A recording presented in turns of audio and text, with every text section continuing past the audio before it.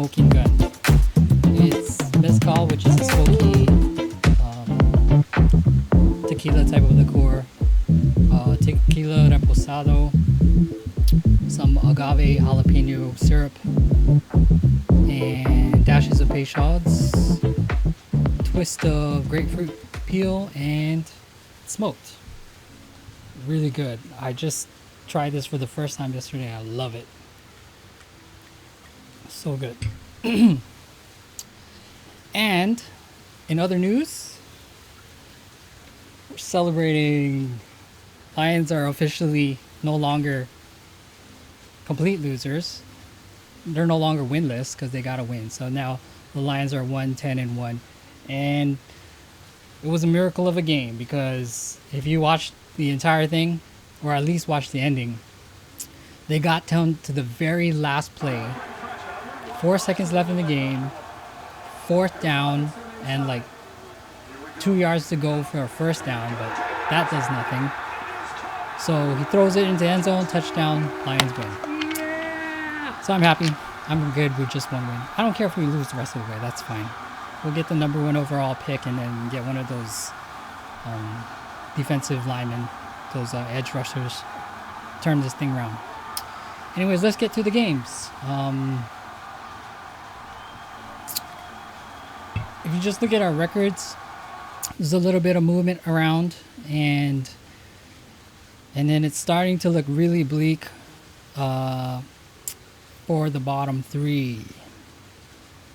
Darren actually wins one, but both Aaron and Richie took some L's, and so it's going to be really tough. They may be mathematically eliminated at this point. I'm not sure. And then again, some movement at the top again. I think Brad moves up. Eric moves down. I think I stay in the same spot. James has the same record as me now, but I have a little bit more points. But we can look at that a little bit later. But let's just do the recap. We don't want to spend a whole lot of time on this. This game went down to the wire. Mia Milo versus Brownsville Jets.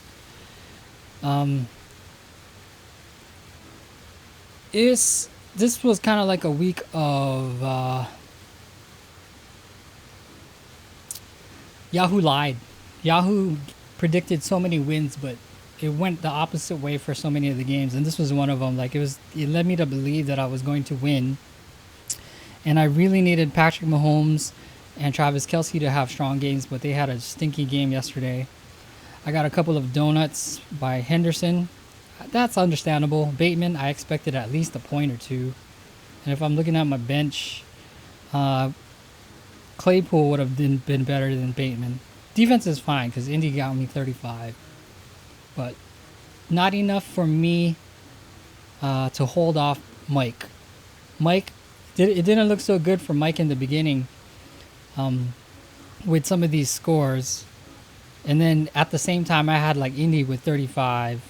Cooper Kupp with 22, and so it was looking pretty good for me prior to the KC game until the very end when he had just Stephon Diggs and he only needed just a handful of points, and it was drama in that game too because it was a super windy game. I don't know if you guys saw it.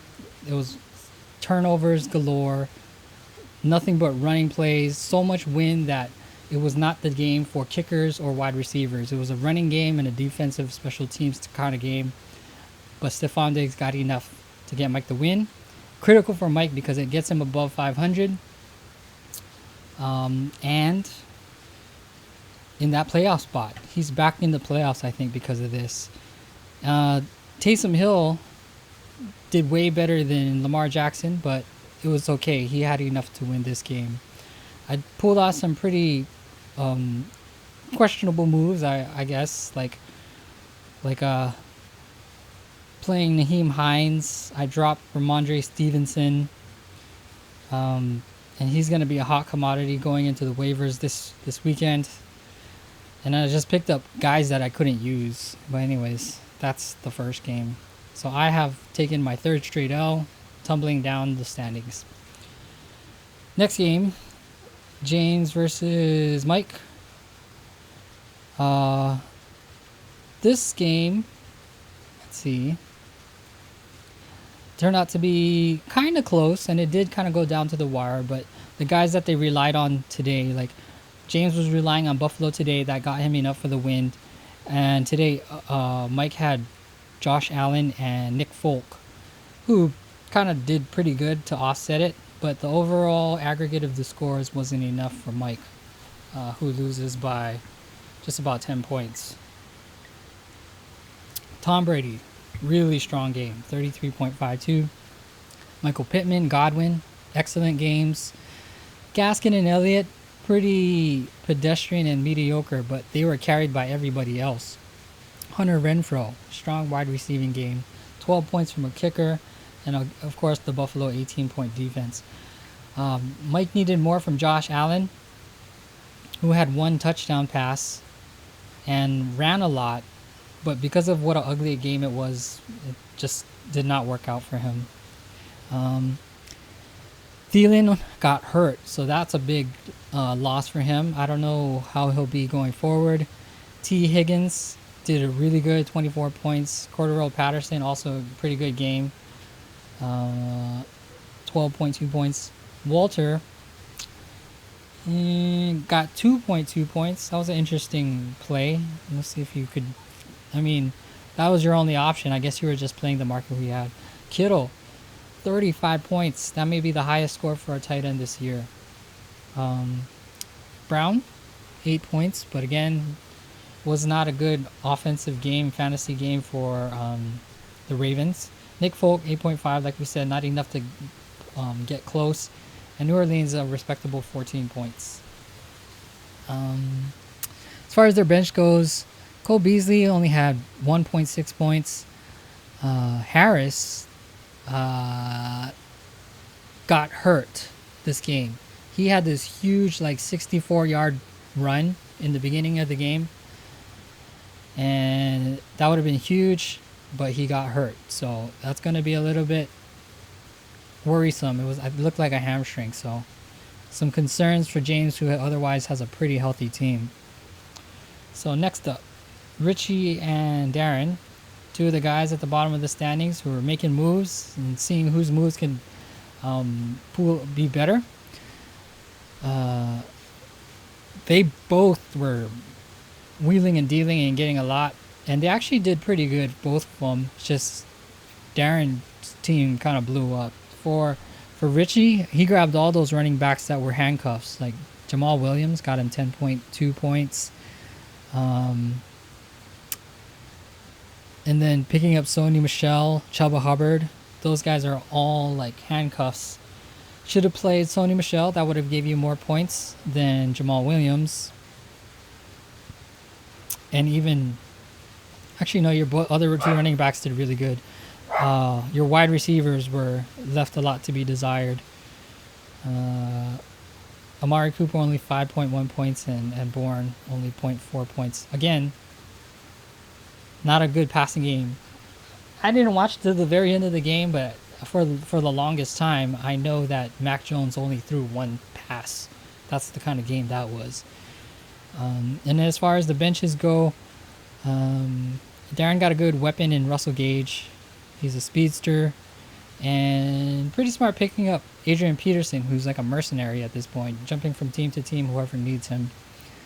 Minnesota had a little bit more points than who he started with Arizona. You would have beat some people, Richie, but unfortunately you went up against Darren, who creates some separation at the bottom of the pack. He leaves behind Aaron and Richie. Next up, Morgan and Gary. Remember when Morgan was struggling not too long ago? That's a thing of the past. He scored 162.4 points, which is the highest again. Carried once again by Jonathan Reese-Taylor. Tagovailoa only had 21 points. Tyler Lockett, pretty good, 16.3 points. Seattle finally broke their losing streak. Ayuk, kind of a down game for him. You expect a lot more from Ayuk, in my opinion. And then Eckler, again, another strong running back game. Goddard It was a huge game, 25.5 points. So it's like the Titans are starting to show up this week. Well, some of them. Miles Sanders only got 18.1. Not only, he got 18.1. So he's back and healthy. Greg Joseph got him 11.8 points, which is strong. And then 16 points for the New England D. Again, there was a lot of turnovers in that game, so it kind of, and then it was going to be a low scoring game no matter what, so it bode well for their defense. For Gary McLaurin, getting only 3.7 points hurts. Chase has been trending down too, 7.7. Really strong game by Javonte Williams and Jacobs. Two huge running back games that rivaled, and in fact, looks like he outplayed both of Morgan's running backs, but really hurt him with these other scores. His tight end, I guess because Waller's been out, and Odell Beckham Jr. scored his second touchdown as a Ram. McPherson only got 6.3 points, and another strong Tampa Bay showing by 18. Really a good game, but unfortunately for Gary, he faced the high point man of the week. Smith only got 2.5. That's another rookie who's kind of trending down. Elijah Moore, good game, 17.7. That would have helped in place of, I guess, Ayuk. And Mac Jones, very smart to not play him. Let's see his stats. 19 pass yards, 5 rush attempts, -3 yards. How many? 2 completions. So he had 2 passes in that game. That is like the worst quarterback score I have ever seen for a starting quarterback who has played the entire game. Gary's taking a chance on Michael Carter being on IR, but as far as I know, I don't think he's coming back. And again, Waller is out. Mike Williams had a pretty good game. That would have been an improvement, but still, obviously not enough to catch Morgan. And then Eric versus Brad. I mean, at one point it looked like this was Eric's game to lose, and then all of a sudden it was just not good. Like, I think early games had Waddle and Montgomery scoring big, but then the rest of them, I don't know what happened. Mooney only getting 5.2. Tyreek Hill only 3.2. Again, another Kansas City letdown. Singletary only 4.6, which is weird because tonight was the night to run. And Zach Ertz only getting 1.5. Bass, the Buffalo kicker, only getting 5. And missing some, right? I think he did. Did he miss a field goal or an extra point? I don't know. Baltimore D only getting 5. That's kind of hurts. A lot of the strong teams in the beginning of the year are kind of like going downhill. That would be guys like Baltimore, Kansas City, and then actually Dallas too until they finally won one. Same with Seattle. For Brad, really bad game too for Brad, but enough to beat Eric. He was fortunate with this matchup because AJ Green only got 1.9, Mark Ingram only got 4.1, Kyle Pitts only 6.8, Burkhead only 5.8, and then the best score was by Deontay Johnson, who's the clear-cut number 1 now to me for Pittsburgh, and Najee Harris getting par. Tyler Heineke, which is a pretty good pickup because I know Hurts is benched, right? Oh, look, see, you should have played Dallas. Miami, pretty strong, 19 points, but Dallas had a really good game, a bounce-back game after losing so many. And then looks like you're taking a chance on Rondale Moore, who has the bonus return yards, but not enough touches in the offensive game. I think in the future he's going to be a good one, but as a rookie, he's probably trying to earn his play. And then for Eric, he really needed to play. This was Kyler Murray's first game back, and I get it. You either start him because he's the number 1 guy, or you take a cautionary tale from a guy like Russell Wilson. So like when he came back his first game, he stunk it up, not only one game, but several games. But looks like Kyler Murray is back, hits the ground running, so look to Eric to start him the rest of the way. And then the last game, Aaron versus Jeremy. this one too looked like Jeremy was gonna win. I mean, Aaron was gonna win. He even had a huge projection. He had a pretty good, respectable score. He would have beat some other teams, but Jeremy had enough to beat him. Let's see. Kirk Cousins, 24.2 points. Looks like started him over Russell Wilson, who actually had a pretty decent game, getting that win back. But Kirk Cousins, starting him, especially with the Detroit defense, is a smarter play. Mike Evans, good game, 13.4. Metcalf, kind of down, 8.5. Saquon Barkley at least got cracked double digits. It's still tough to play with, I don't know. Giants are just, their skill position players are just not going to be as great this year because of the offensive line. Mixon kind of down too, 12.3. Looks like he got hurt.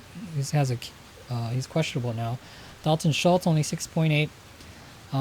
Pollard had a strong game, 15.98. Tucker 8.3, respectable. Philadelphia respectable 12.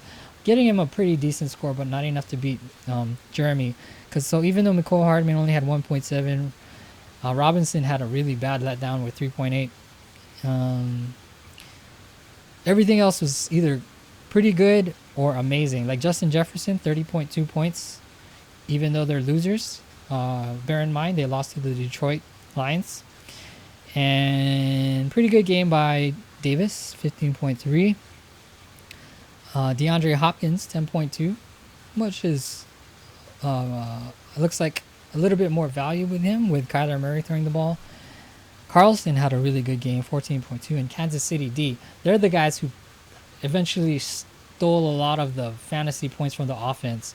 31, I think, returning like touchdowns, interceptions for touchdowns. And Burrow outplayed Prescott for Jeremy. Tyler Boyd got 11, Jared Cook 4.4. And then for Aaron's bench, you played it as well as you could. I mean, it's just tough. So, I mean, if we're going to look at the records now, that moves,